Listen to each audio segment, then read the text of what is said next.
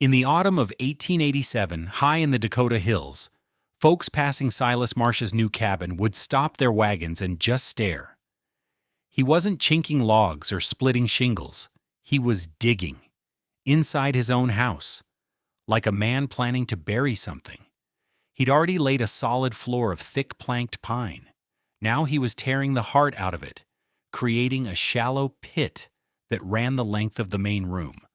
Then he started filling it, not with stone or sand, with leaves, piles of green, damp, rotting leaves. The community thought he'd lost his mind. They watched him haul wagon loads of leaves, manure from his lone milk cow, and damp sod. He layered it all in the pit like a madman's cake, 8 inches deep. The smell alone was a scandal.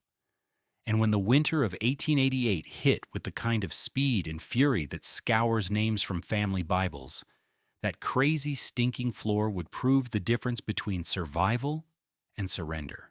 If you want to hear the number that made the territory's most respected builder go silent, stay until the end. What did this quiet former combat engineer understand about heat that every seasoned homesteader in the Black Hills had missed? Go ahead and hit subscribe, and let us know in the comments where you're watching from. We love seeing how far these stories travel. Silas Marsh wasn't trying to revolutionize anything. He was a 38-year-old veteran of the Army Corps of Engineers, a man who'd spent years building bridges in the humid swamps of the South. He was trying to keep his family from freezing to death. Again. He, his wife Alara, and their 2 young daughters, Clara and May, had arrived the previous spring. Silas built their cabin tight and square, just like everyone else. He used seasoned pine, chinked it with a mix of mud and grass, and built a stone fireplace that drew clean and hot. By the standards of the frontier, it was more than respectable. It was a fine, solid home. Then their first Dakota winter descended. It was a brutal education. The cold wasn't like the damp chill he knew. This was a dry, predatory cold. It found every pinhole crack in the chinking. It slid under the door and through the window frames. The wind on those hills never seemed to stop. It was a physical presence, a constant pressure against the walls, relentlessly stealing warmth. That first winter, he burned through 7 cords of wood.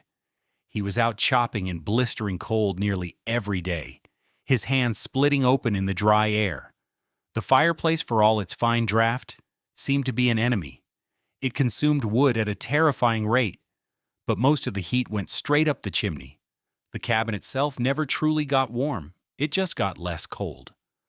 The suffering was specific, a series of daily defeats. His daughters, Clara and May, slept in their coats and hats, huddled under a mountain of quilts. Alara stuffed rags along the baseboards every evening only to find them frozen stiff by morning. The water bucket in the corner, 10 feet from the fire, was a solid block of ice by dawn. They lived in a tiny circle of bearable temperature, right in front of the hearth. The corners of their own home were hostile territory. The floor was the worst part. It was a slab of pure, radiating cold. No matter how hot the fire, the floor felt like frozen earth. One morning in February, Silas sat staring at the floorboards, a steaming cup of chicory held in his numb fingers. He watched the heat from the fire rise. He felt the draft on his ankles, and he realized the problem wasn't just the air. The physics were all wrong. Wind doesn't just chill air. It strips heat directly from walls through convection. The fireplace didn't heat the house. It created a powerful draft, pulling cold air in through every crack to feed its own fire. And the floor. The floor was coupled directly to the frozen ground beneath it. It was a heat sink, a permanent drain on their resources. That's when the memory from his engineering days surfaced. Down in the humid heat, they dealt with the opposite problem: rot. He remembered an old Cajun trapper explaining how to build a temporary shelter on a marsh. You never built directly on the ground. You built on a thick bed of decaying vegetation. The trapper had said, with a gap-toothed grin, "The mud is cold, Nonk. The rot is warm. Heat, decay creates heat. The process of decomposition, the microscopic life breaking down organic matter, was an engine. It was slow, steady, and it ran 24 hours a day. He'd seen steam rising from compost heaps on frosty mornings. It was a biological furnace. What if he could bring that furnace inside? What if the floor wasn't a heat sink but a heat source? His plan was simple, and to his mind, logical. He would uncouple the cabin floor from the frozen earth. He would build a contained living system underneath their feet, a slow, gentle radiator that would work day and night, powered by nothing more than leaves, manure, and time. He waited for summer, and when the opportunity came to buy a neighbor's failed hay crop for pennies on the dollar, he acted. The neighbors watched him haul the damp, molding hay and shook their heads, and then he started digging. The project began in late August. Silas was a methodical worker. First, he pried up the floorboards in the center of the cabin's main room, exposing the packed earth beneath. He left a 2-foot wide perimeter of the original flooring around the edges of the room, where their beds and shelves stood. Then he dug down. Not deep, just 2 feet. He squared the sides of the pit neatly, creating a recessed area about 10 feet by 12. The materials he used were all sourced for next to nothing. The rotting hay cost him $5. The leaves were free, raked from the aspen groves behind the cabin. The manure came from his own cow. His only real cost was lumber for the retaining wall, and some tar paper he'd bought on a trip to Deadwood. Total cost, under $20. He started the construction by laying a 6-inch bed of coarse gravel at the bottom of the pit. For drainage, he told Alara, who watched from the doorway with a worried look, it has to breathe, or it'll go sour. He was talking about the floor as if it were a living thing. Over the gravel, he laid a sheet of the heavy tar paper, running it up the sides of the pit. This was his moisture barrier. It would keep the dampness from the decomposition from wicking up into the cabin's foundation timbers. This was a critical step. He knew that moisture was the enemy of a log structure. Now here's what made this actually brilliant. He began the layers. The first was a 6-inch layer of green, freshly cut grass, and weeds from the creek bed, mixed with the damp, spoiled hay. This was the green layer, rich in nitrogen. He packed it down firmly. On top of that, he shoveled a 3-inch layer of cow manure, rich with bacteria, the engine starter. Then came a 6-inch layer of fallen aspen and cottonwood leaves, the brown layer, rich in carbon.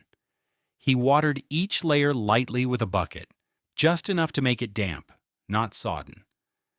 He repeated the process, green, manure, brown, green, manure, brown, until the pit was filled, mounded slightly above the level of the surrounding floor. He explained the physics to Alara in his plain way, not as a lecture, but as a man thinking aloud. All this stuff breaking down, it makes heat, just like a body does. The bacteria are eating, they're living, and that life makes warmth.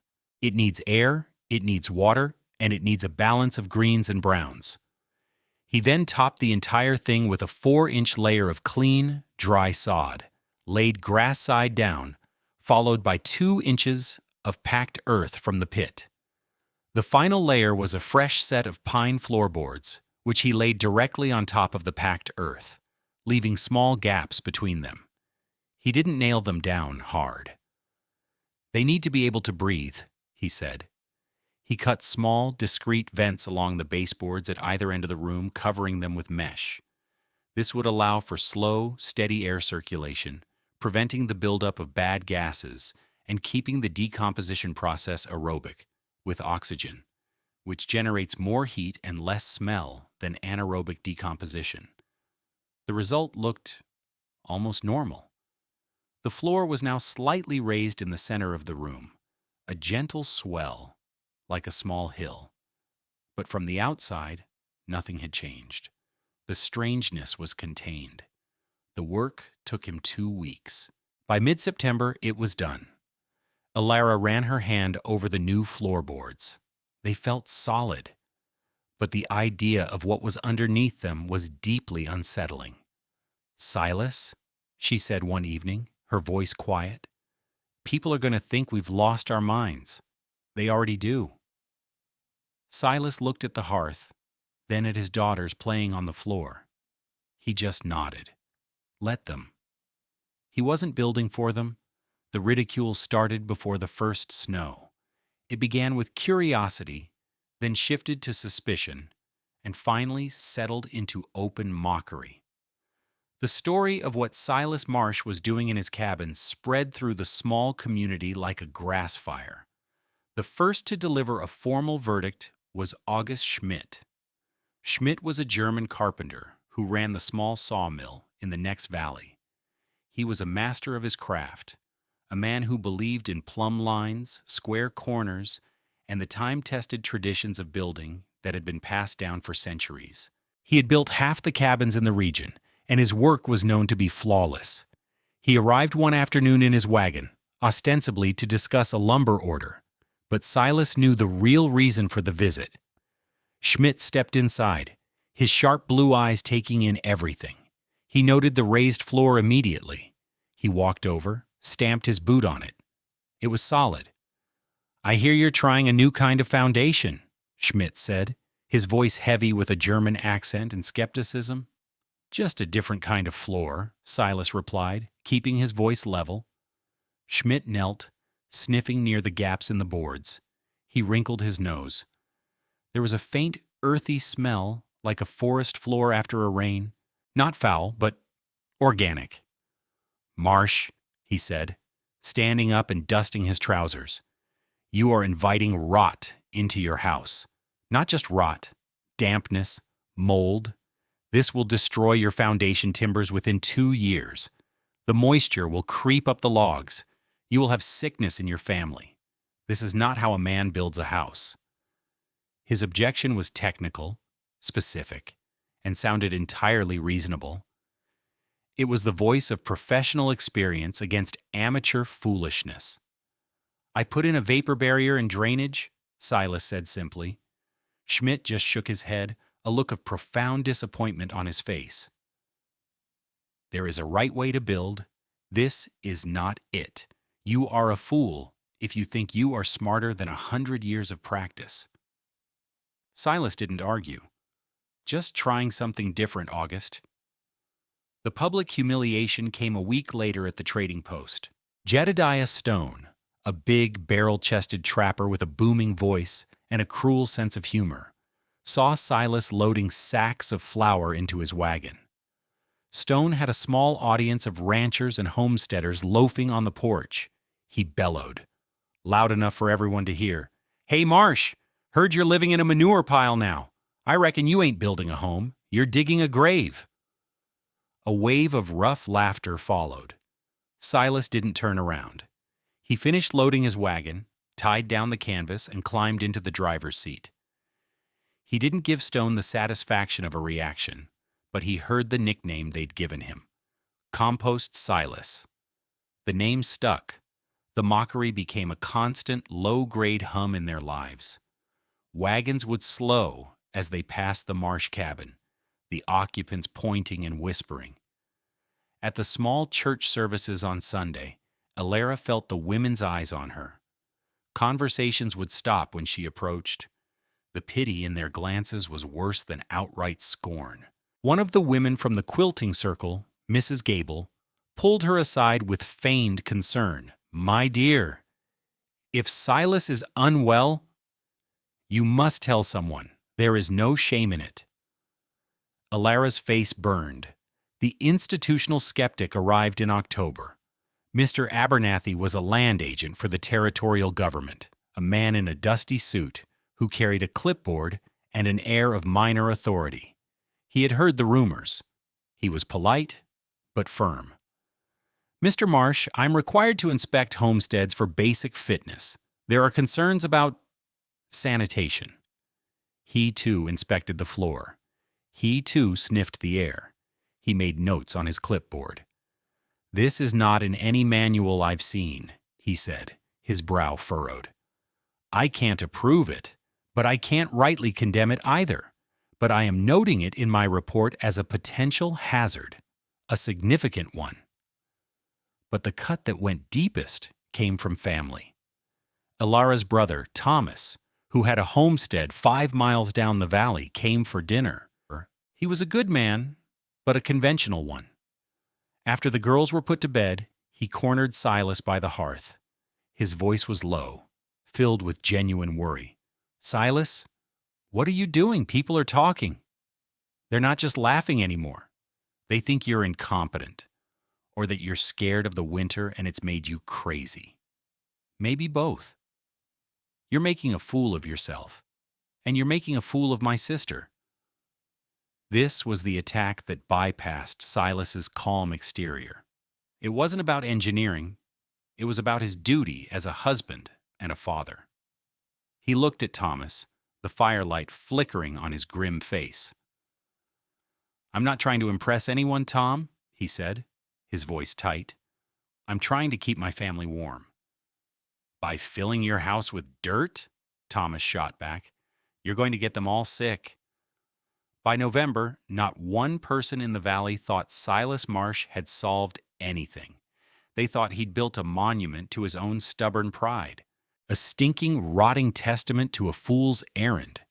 They watched him with a mixture of pity and contempt, waiting for the winter to teach him the lesson he refused to learn from his neighbors. Stay with me. Because what happened next didn't just prove Silas right, it changed how people in that valley thought about survival itself. Then January came, and it brought the kind of cold that separates theory from reality. The winter of 1888 is still recorded in state climatology archives as the schoolhouse blizzard, one of the most severe and sudden cold snaps in the 20th century.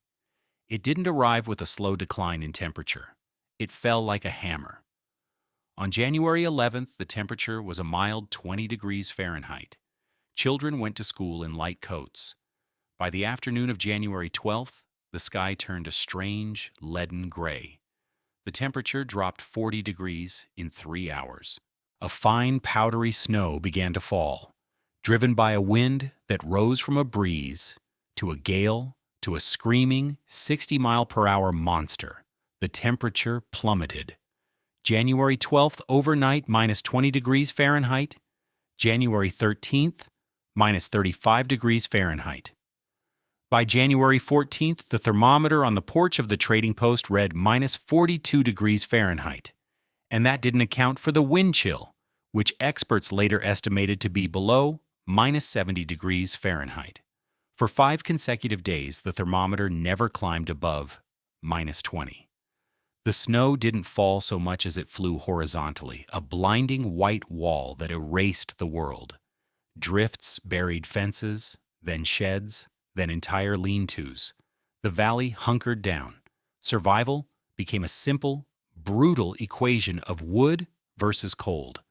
And the cold was winning. The community's suffering was immediate and specific. August Schmidt, the master carpenter, found that the fine, tight tolerances of his own home were no match for the pressure of the wind. He was burning a cord of his best-seasoned oak every 4 days, and his main room struggled to hold 45 degrees. The Thomas family, Elara's brother, had a chimney fire when frozen creosote ignited. From the desperate, roaring flames, they kept going day and night. They managed to put it out, but the fear lingered, a cold knot in their stomachs. The Colby Ranch, the largest in the area, lost 24 head of cattle. They froze to death standing in their paddocks, unable to get to the barn through the drifts. Inside the cabins, life became a desperate struggle. Families burned green wood because their seasoned piles were buried under 10 feet of snow. The wet wood sizzled and smoked, producing little heat and filling the cabins with acrid fumes. People were burning furniture to stay alive. Children were getting sick, their coughs echoing in the frigid air. Jedediah Stone, the trapper, was caught out on his trap line when the storm hit. He was a tough, experienced man, but no one knew if he had made it back to his line shack, a primitive hut miles from any neighbor. The battle was constant. Feed the fire, huddle close, listen to the wind howl, feel the cold seeping through the walls. For most, the goal was not comfort. The goal was to keep the temperature inside above freezing. 40 degrees was a victory. 35 was survival. And then people started noticing the marsh place, or rather, the lack of anything to notice. The first to see it was Thomas. On the third day of the blizzard, during a brief lull in the wind, he fought his way through the drifts to his woodpile. From there, he could just see Silas's cabin, a dark shape against the white fury. He looked at the chimney. A thin, lazy plume of smoke curled out. Not the thick, desperate column of smoke pouring from his own chimney. It was a relaxed, economical wisp. It was the kind of smoke you see on a mild autumn day, not in the heart of a world-shattering blizzard. It made no sense. The next day, August Schmidt saw something even stranger. The wind had scoured the snow away from the front of the marsh cabin. For a few moments, the sun broke through the gray overcast, and Silas Marsh stepped outside. He wasn't wearing a heavy buffalo coat. He wasn't wrapped in layers. He was in his shirt sleeves. He walked to his woodpile, calmly selected a few logs, and carried them back inside. He was outside for less than a minute, but Schmidt saw it clearly. Shirt sleeves in 40 below weather. Schmidt felt a chill that had nothing to do with the temperature. It was the cold shock of witnessing the impossible. Stay with me, because the number that came out of this cabin didn't just surprise the valley. It would rewrite the rules of winter on the frontier.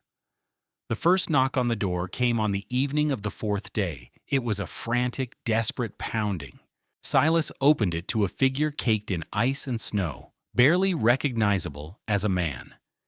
It was Jedediah Stone. The trapper had made it.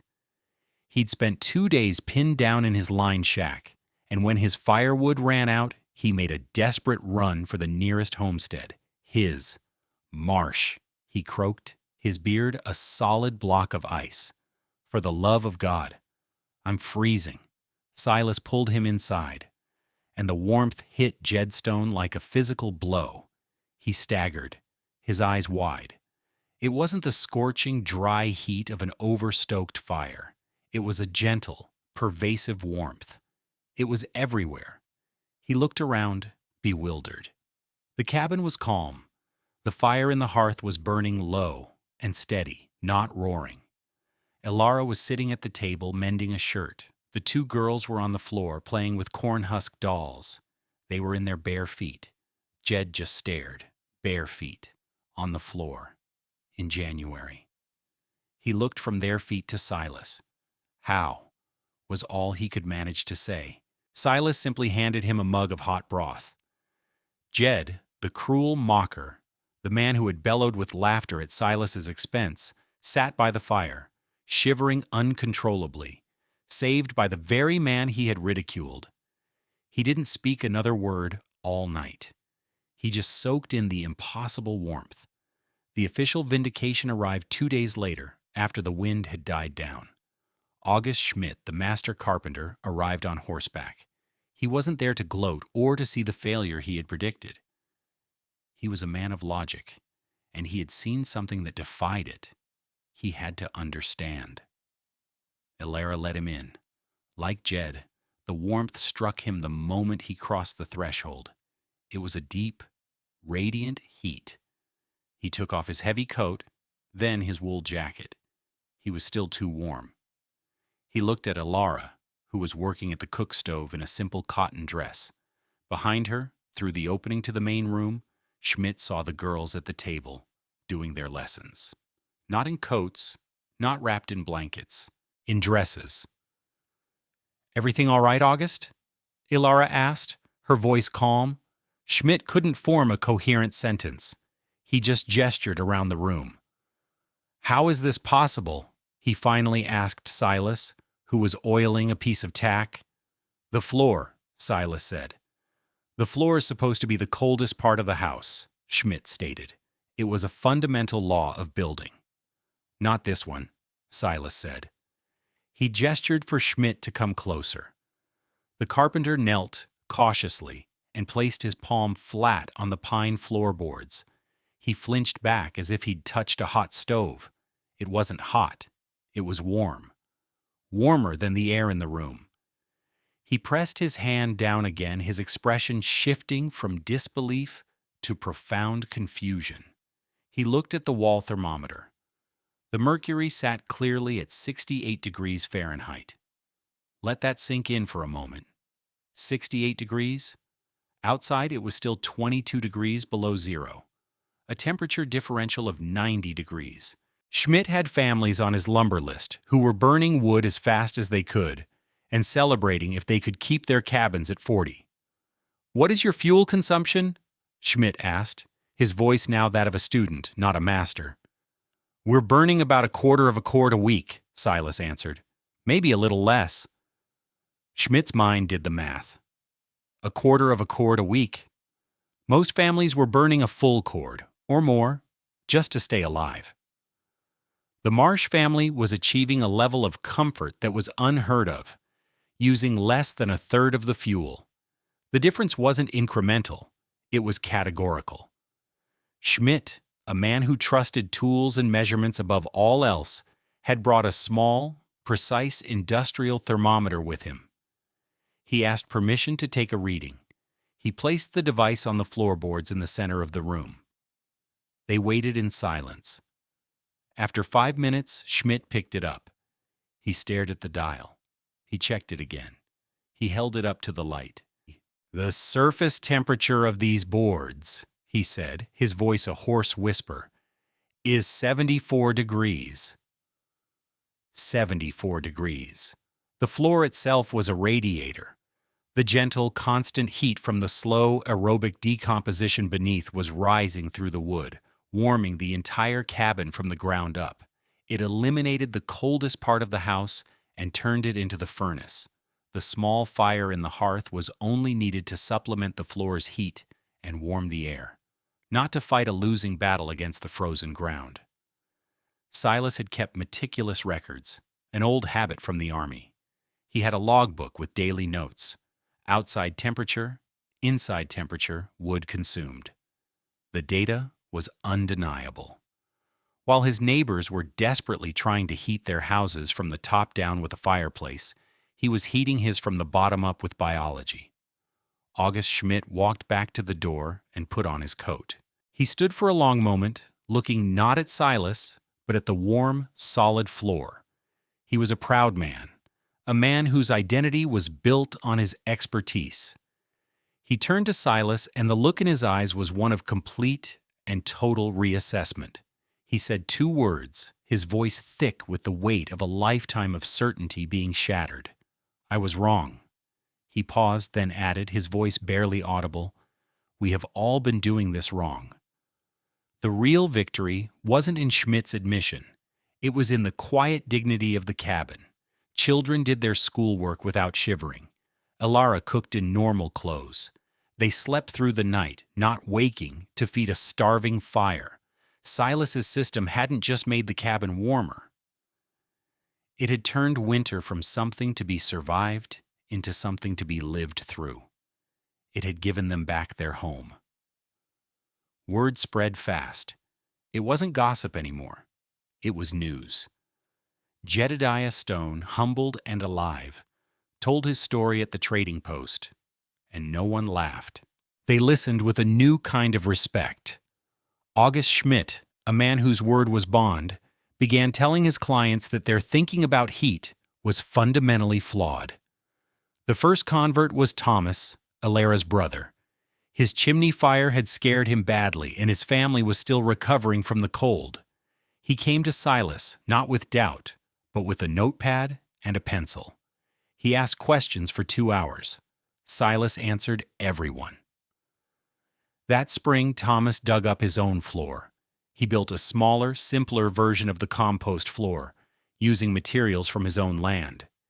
He didn't have the engineering precision of Silas, but he followed the principles. The following winter was a normal one, cold, but not catastrophic. In mid-January, Thomas rode over to the marsh cabin, a huge grin on his face. 40%, he said, holding up 4 fingers. We're using 40% less wood than last year, and we've never been warmer. The children haven't had a cough all winter. The system was replicable. That was the spark. By the summer of 1889, 7 more families in the valley had dug marsh floors. Some called them heat beds.